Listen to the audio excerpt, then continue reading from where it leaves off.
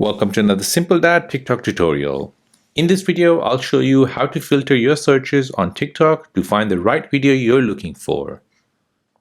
If you're new on the channel and you want to find out more about your iPhone, your Android phone, or any other social media apps, then go ahead and hit that subscribe button to become a part of the Simple Dad community.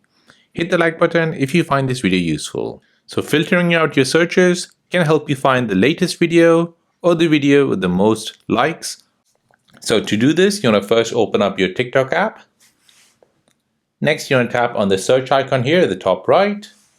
Now you want to go ahead and search for something. So for example here. Now you want to go ahead and tap on the two lines just next to your search box. This will now give you all the filters. So now you can filter by watch videos, liked videos, date posted, so all time, 24 hours, this week, this month, 3 months, or 6 months. Then you can sort it by relevance or the like count. So go ahead and choose any of these and you'll be able to find the right video which you're looking for. Once you've chosen your options, go ahead and tap on apply. Your search results will refresh itself and will bring up the search criteria which you have set. And there you go, that is how to filter your searches on TikTok to find the right video you're looking for.